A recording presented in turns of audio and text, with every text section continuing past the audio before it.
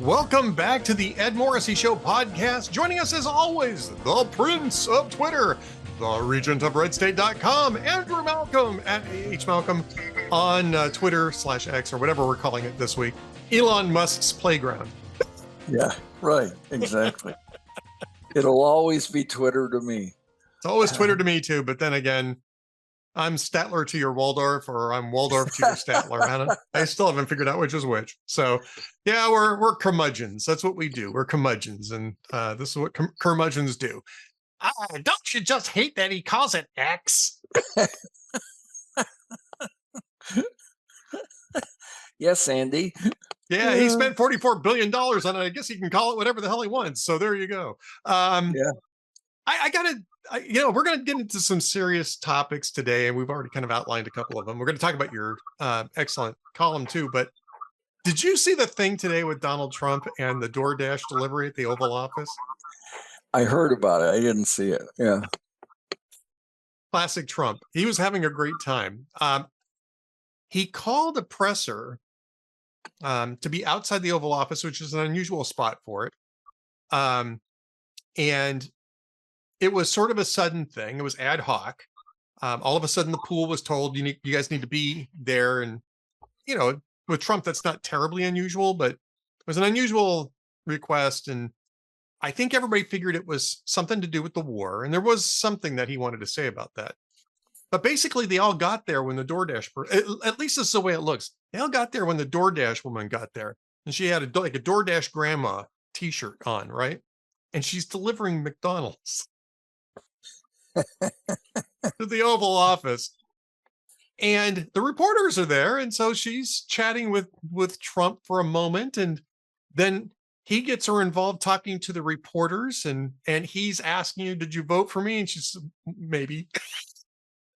And wanted to know her opinion on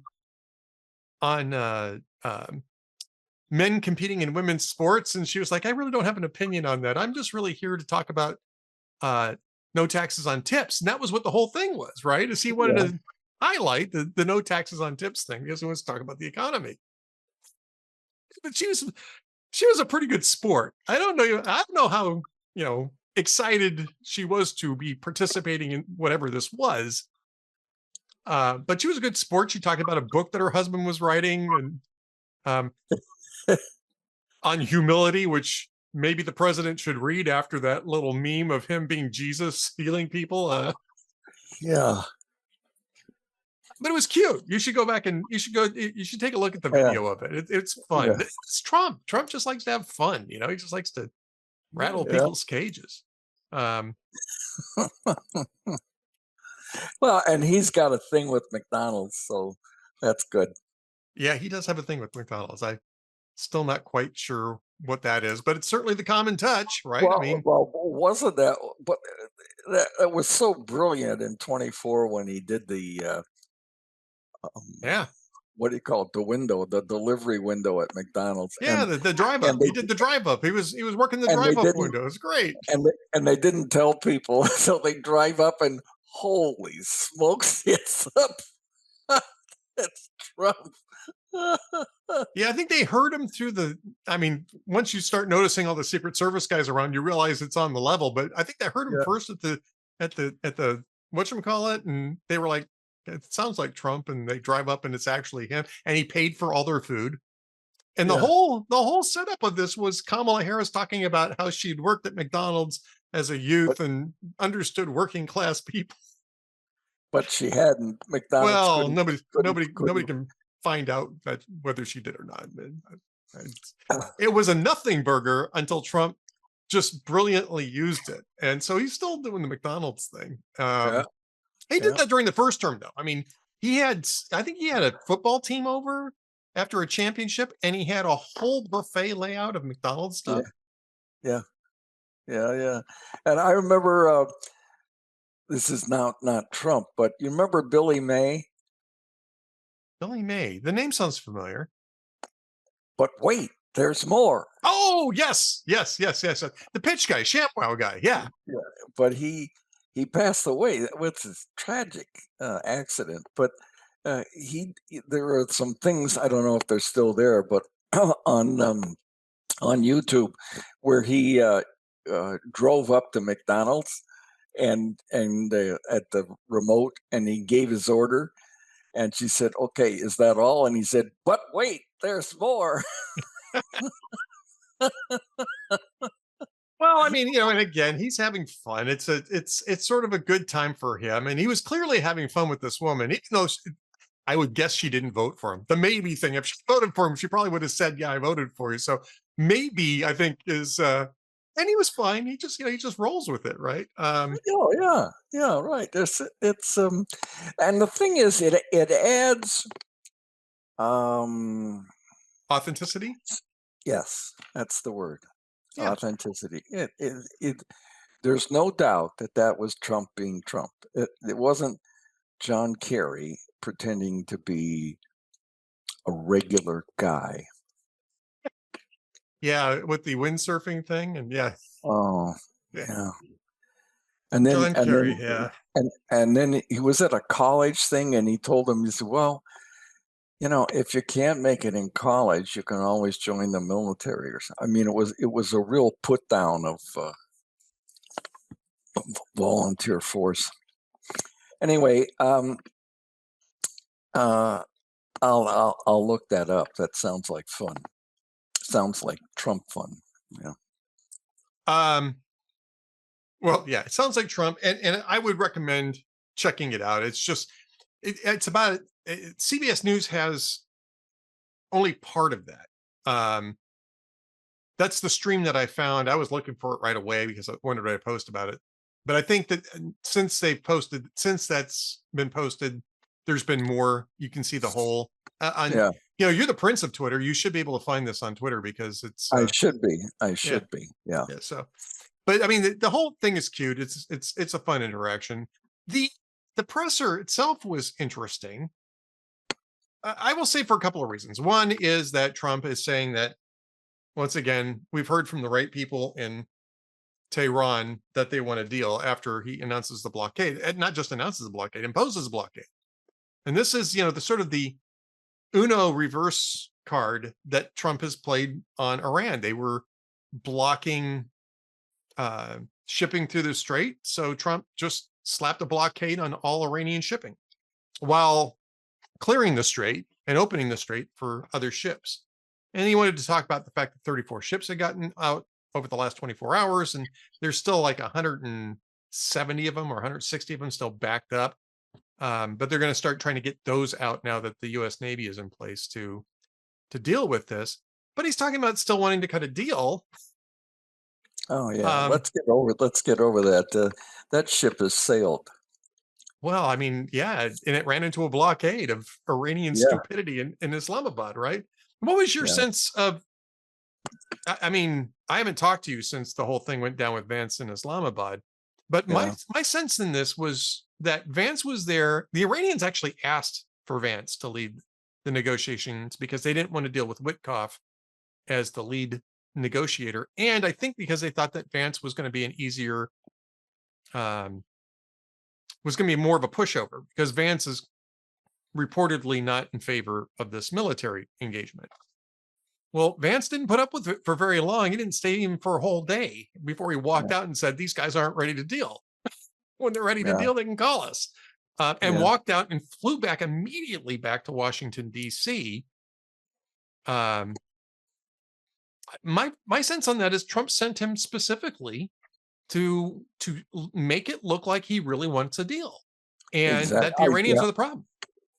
Yeah. I think they were checking a box there. I don't think anybody Yeah, really expected anything to come from it. But um, if he hadn't done it, Trump has done several things that make it look like he's eager to do this, and you don't want to be eager to have a war. So he's what you would mollifying the appearance of it. But now, if we go back into talks, it's the same sort of thing as Ukraine, or you sort of give them rope, say, okay, this is the last time. Well, but this is really the last time. So I Yeah, don't I know. mean, It gets stretched out. There is another week left in the ceasefire, so you can use that for cover. well, and he did. He referenced that. Somebody asked him, Yeah. "What happens if this goes beyond your 2 week ceasefire?" And he says, "Well, it's not going to be pretty for the Iranians if they do." Um, but the one thing about this, and I think that this is something I think people are starting to catch up to, is that this is actually a really smart move because it allows him to escalate. He could have gone straight to bridge and power plant day, which is what we've been calling his threat to, you know, take out these, take out those things. But instead, I mean, a blockade is at least at the start is a non-violent act. What you're saying is don't leave your ports and don't bring any ships into port. We're not going to allow anything to move. Now, that uses a threat of violence, but it isn't bombing anything, right? So you're not seizing Karg Island, you're not seizing Larak or Abu Masa Islands, and you're not bombing oil fields and gas fields and that kind of thing. You're just simply saying you can't sell a thing until you guys knock it off. Right. But from that point, he has other options for escalation. If the Iranians attack shipping, if the Iranians attack, I can imagine that they're stupid enough to attack U.S. Navy ships operating in the Strait of Hormuz. But in case they're stupid enough to do that, you've got escalation options for that. You've still got the option of seizing the islands and all that kind of stuff. But it's incremental. So he went to Yeah. Islamabad. He did the ceasefire, went to Islamabad, even when Iran wasn't really abiding by the terms of the ceasefire by maintaining that they weren't going to attack shipping that went through the strait. He abided by it and went to talk to them. They refused to negotiate Yeah. on American terms. So he's imposed this blockade, which basically cuts off all of Iran's revenue, $450 million a day. Um, that's still better than bombing the crap out of people. And he still has the option of bombing the crap out of people. It's a smart move. Yeah. No, it is. You're absolutely right. Step by step by step. Um, he's, I think he's going to have to do something at some point. But then I thought that about Ukraine too. So we'll see how it gets stretched out. Well, we're in the fight with Iran. I mean, this is our fight, ours and Israel's. Right. We're in this Right. fight. So yes, I think he's going to have to do something stronger than this. I think what he's hoping, and I'm not going to claim I got some special Trump whisper insight into his thinking, but I think what he's hoping is that a few days of not getting any revenue in at all is going to be a tipping point for the IRGC. They can't pay their people. They're not, and the other key point is that China can't smuggle weapons in. We're going to board every single ship that's coming into Iran. And China now knows that. So anything that's smuggling contraband is probably going to turn around and go back to Beijing or wherever it came from. Yeah. But this is No, the way that's a that you good keep them point. from Yeah. rebuilding too. Is that's the main route for resupply. I think that you can probably go through if you're China, you can go through Afghanistan and maybe Pakistan, one or the other on land routes. But I wouldn't want to go. I wouldn't be hauling weapons to either one of those two countries, frankly. No. And so Iran's kind of screwed. They're just kind of screwed. The only people they can get them from now is Turkey, and Turkey's a NATO member. As bad as Turkey is, they're still a NATO member, so they're not going to be shipping arms to it. The North Atlantic Treaty Organization in the Middle East. Yeah. Yeah. Well, yeah. There's NATO. I mean, Well, NATO wanted the Incirlik Air Base, so yeah. okay, all right, you can be in NATO as long as he doesn't sell them F-35s. That's fine. Well, F-35s without the IFF thing, right? I think until they get rid of the Russian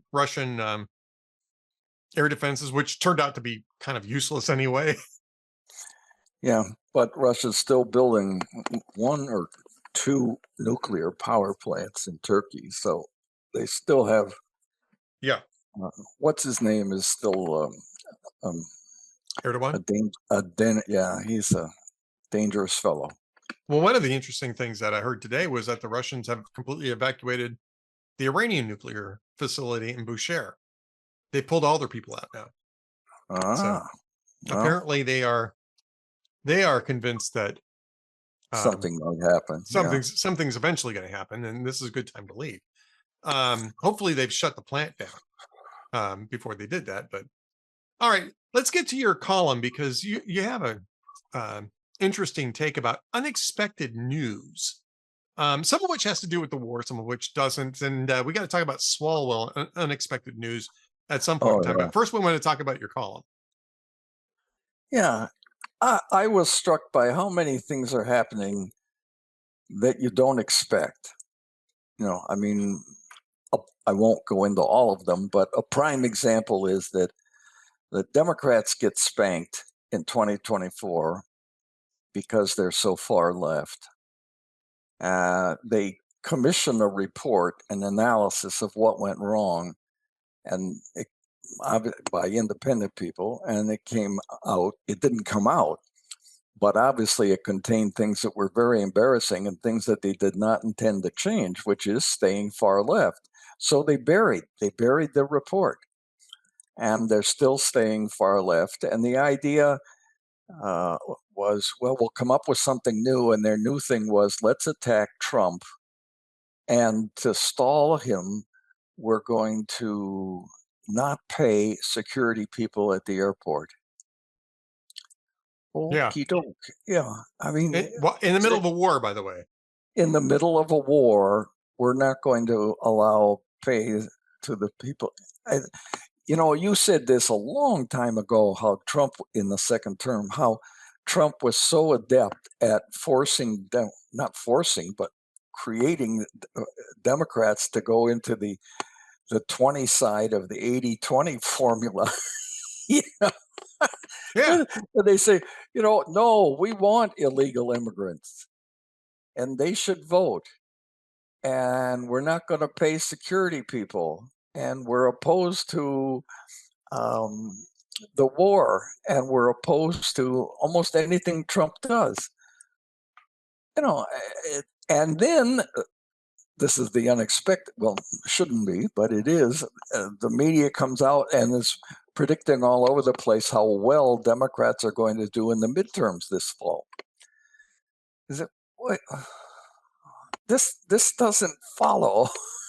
So there were several examples of that, and I wanted to go into them because it's like, say what?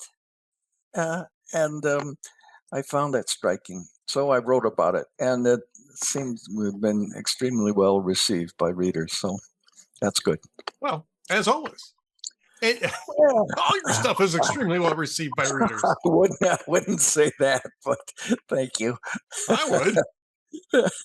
You are beloved, my friend, beloved. Oh yeah, the prince. Yeah. Well, The I'm prince. royal. You are the prince of Twitter. I'm royalty. I'm merely the Statler to your Waldorf, or the other way around. Like I said, I can never. Well, you're the tall one. I know I'm the that tall part. one. Which one is the tall one, though? I don't know which one is which. That's part of the problem. I'm the tall one. All right. I want to apply this, though, some of the thinking in this to what we learned about Eric Swalwell over the last few days and what reporters have apparently known about Swalwell for more than a decade, which is that he's got a zipper problem, right? Eric Swalwell, of course, was infamously one of the leading, spear carriers for the Democrats against Brett Kavanaugh, claiming that you got to believe all women.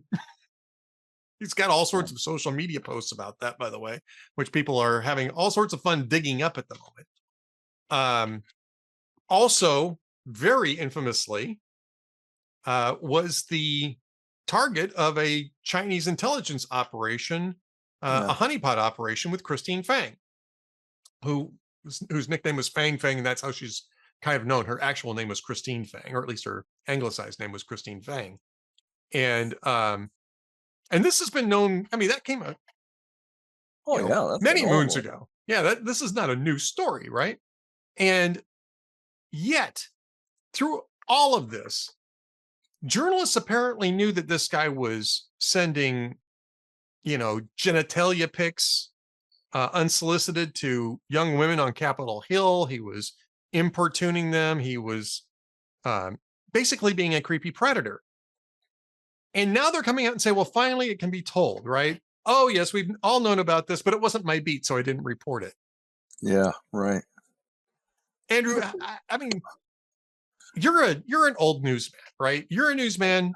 Imagine a reporter came to you, and the reporter was on the Metro beat, but he found out something about the congressman in the Yeah, next thing over, that he's sexually assaulting his aides. Would you say, oh no, you can't report that? That's not your beat. that's right. Would you say that? No, No. in the old days, no, but in the new days, yeah, because it doesn't fit the narrative. Did I say something, Ed? You did. I actually had to step away for a second. I apologize. You said something and I walked off my own show. No, just kidding. I walked off my own show because I'm an idiot. I don't know. But please continue. I mean, this to me is No, it's outrageous. It's the same thinking. It doesn't fit the narrative that they did protecting Biden. He was yes. sharp as Yes. attack. Sharp as attack. No, no, no, he's not. And they knew that all along. And then people like Jake Tapper and others come out with books like, well, now it can be told. Why didn't you tell it when it was your job to report the news? Well, because they were afraid it would help Trump. Actually, Chuck Todd said this. They didn't jump on the story because the media thought it would help Trump. And that is against the media narrative. It's well, it's moved beyond disappointing to disgusting now. They have constitutional protections to be government watchdogs, and they're not. They're Democrat lapdogs. Well, and I mean, this is what's so frustrating about this, is that Swalwell was moving into a position to run for governor and probably would have won if, or at least would have been the highest vote getting Democrat. He may not even have made the ballot, though, just because of what's going on in California, just the weird situations going on in California, because there's 9 Democrats and 2 Republicans on this. And California has that stupid all in primary, and only the top 2 vote getters get on the general election ballot. And it's at least possible this year that means that the 2 nominees for the job will be both Republican in a state that's, 2/3 Democrat. It's hilarious. And this is where it gets really weird, or maybe not even weird, is corrupt. Everybody knew this about Swalwell, but until Democrats were at risk for not having a nominee, not having a slot on the fall ballot, and the primary is 3 weeks from now, by the way. Suddenly, all this starts coming out about Swalwell, and all of a sudden, we're hearing, "Oh yeah, this has been going on for years. People known about this for years, really." And yet, the only time it came out is when sacrificing Swalwell might benefit the Democrat Party. Yeah. Tell me Oh, more. it's disgusting. It's just disgusting. And as I said, I have said, I don't know how media is ever going to recover any credibility. They just can't. It's just too convenient. There's so many. These are the big ones, but there's so many little ones, like calling the proposed um, arch in Washington for the country's 250th birthday, calling it the Trump Arch, because that gets Trump in the headlines and that fits the narrative of making it look like he's full of himself, which he may be, but that's not the job of the media, to throw that into everything. So, yeah, you get to the point of like, oh, geez, there they go again. It's Hey, this is the now it can be told genre again. Yeah. I mean, this was last year, right? This was such a year ago that reporters were coming out with books about the Biden thing, and has pulling out of the election, and oh, we didn't realize this at the time, but everybody was talking about Biden's dementia. And you and I were talking about this with the now it can be told genre. Forever. This was everybody knew this. This is what old Twitter was censoring it.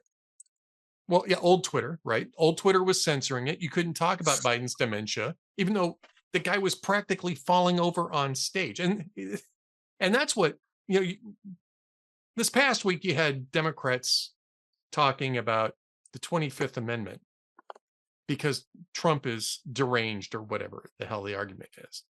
You had Jamie Raskin on Friday hold a briefing on how to initiate the 25th Amendment. And if that briefing lasted longer than it took to pass out coffee and Danishes, Raskin should be forced to pay rent out of his own pocket for that facility, because Congress doesn't have a role in the 25th Amendment. Has no role whatsoever. That has to be initiated by the vice president and the cabinet, or the president himself when the disability is temporary.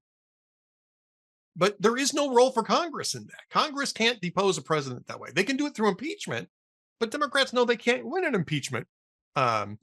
Yet. Yeah. Well, even if they took control of the House of Representatives, they could do an impeachment, but they can't remove them. I mean, basically, it's just an expensive censure. Right? That's right. So they did it twice in the first term.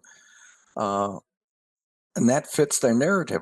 We get minute by minute coverage. Remember, Trump has left his apartment. Trump has arrived at the court. Yeah. Trump is this. I mean, it's nonsense. It's nonsense. And Raskin's briefing on Friday was nonsense.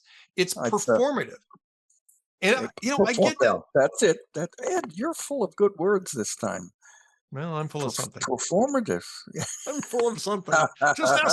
Just ask my wife. I'm full of something. You're full of 8-letter barnyard epithet. Yeah. Oh, there you go. Yeah. But I expect a certain amount of performative energy from politicians, because politics is theater. It is. I don't expect performative from the media. Right. And that's what we're seeing with Biden's dementia. That's what we were seeing then. And now we're seeing it all over again with Swalwell. And these people are still wondering why people don't trust them. The explanation of, well, I knew all about this, but I was on the foreign policy beat, and so I didn't really have anything to say about it. This is from a reporter, by the way, who actually exposed Swalwell's relationship with Christine Fang. Who is that? Oh, I have it up in my up in my tabs, and I can't think of who it is. Okay.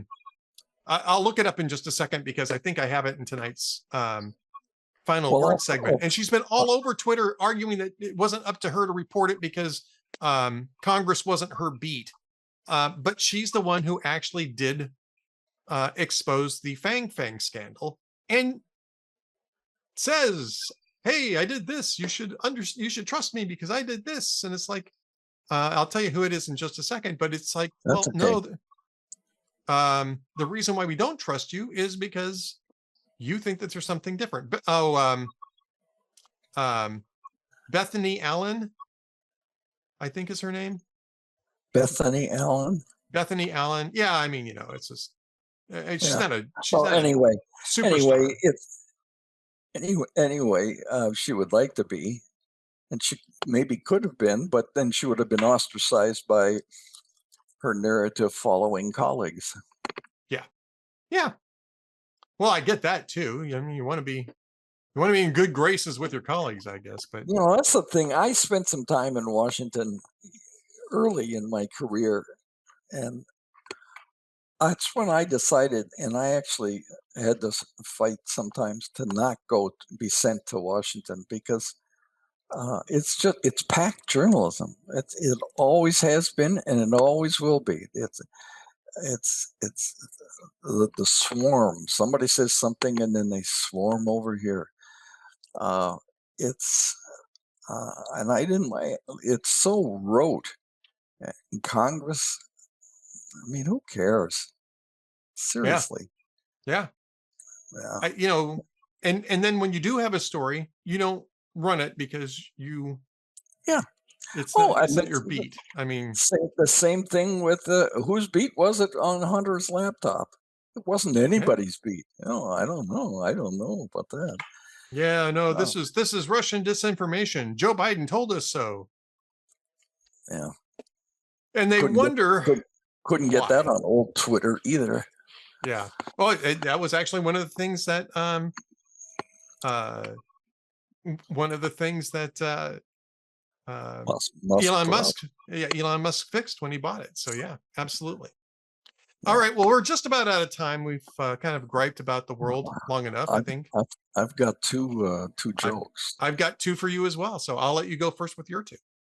Okay, well, one of them is sort of a dad joke, and that is, a lot of people think that Tyrannosaurus Rex can't applaud at concerts because his arms are too short, but it's really because they're all dead.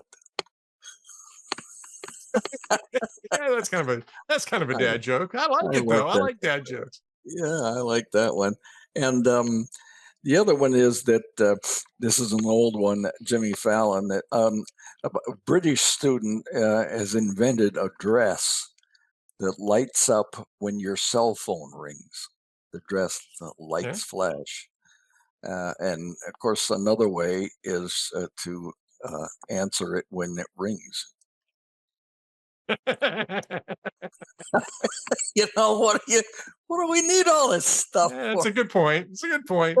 On the subject of dad jokes, I got to say, on the subject of dad jokes, I saw somebody uh, wrote something, or I think I saw it in writing, but it may have been something that somebody said. It says, you know why dads tell dad jokes? When your father was single, he was the funniest guy in the world. He told these raunchy, great jokes. He had people rolling in the aisles. Then he had kids Yeah. and realized he had to stop telling funny jokes. And this is the reason why he tells dad jokes. So just Yeah, there's a appreciate meme. it. There's a meme where, seriously, little real kids are interviewed by an interviewer, and it said, if you've been a victim of dad jokes, you may be entitled to compensation. I think I've seen that. It's actually really Yeah, good. Yes. Yeah. yeah, Yeah. yeah. Where kids say, "I told my father I was hungry, and he said, 'Hello, hungry. I'm dad.'" And it has the sad music playing in the background. It's great. Yes, I remember this now. It's And actually great. the kid is just crushed. I said, So uh, good. So good. All right. I okay, got a couple all right. jokes for you. And I hope they're not smutty. They are not smutty today. They are Okay. not smutty today. I can say that. So the first one is Donald Trump is walking out of the Oval Office to pick up his DoorDash order from McDonald's. Actually, that's Yeah. not part of the joke, but Donald Trump's walking out of the White House, headed toward the limo, when this guy with a gun pops up and aims it at him. And a Secret Service agent screams, "Mickey Mouse!" And the assassin is so startled, he drops his weapon and they swarm around him. They carry him off. And later on, the supervisor comes up to the Secret Service agent and says, "Why did you yell Mickey Mouse?" He says, "Well, I got nervous and I really wanted to say Donald Duck."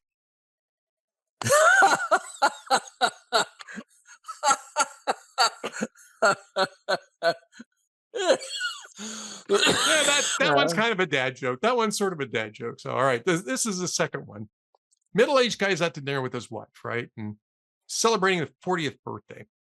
And he says, "Look, honey, what would you like? What would you like me to get you? Would you like a Jaguar, a sable coat, a diamond necklace? What would you like me to get you?" She says, "Honestly, what I really want is a divorce." And he goes, "My goodness, I wasn't really planning to spend that much."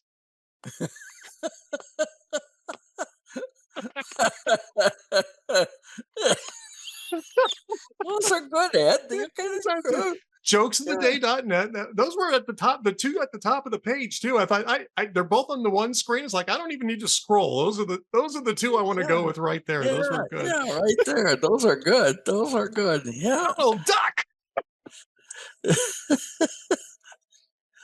All right. Well, You don't have to duck us. We're here once a week.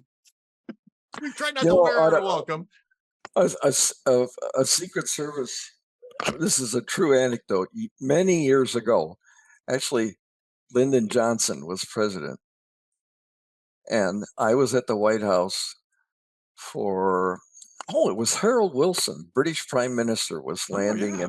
in a helicopter, and was in the back there where the Truman, what do you call it, porch is, and so the helicopter was coming in and so on, and the Secret Service was going around, and I was standing. One Secret Service guy was standing next to me, and another one came up to him. It was a little girl holding flowers, and the Secret Service agent said, "Have you checked the little girl?" Yeah. And I thought, I mean, of course they would have to, but it was just so funny as if all this big international thing coming on, and they wanted the little girl holding bouquet of flowers. And these days, of course, she could be wired, and a bomb could be an AI bomb. Anyway, Could be. Could yeah, be. I mean, we'll be well, back next week. we will be back next week with more AI bombs, bad jokes, I Yeah, should say, not bad jokes, dad jokes, bad joke. and all of the news that's unfit to print right here at the Ed Morrissey Show. It should have been printed. Should have been Yeah. printed. Drew Malcolm, the Prince, Twitter, the regent of redstate.com. Until next week, sir. Okay. Thank you, Ed. See you, everybody.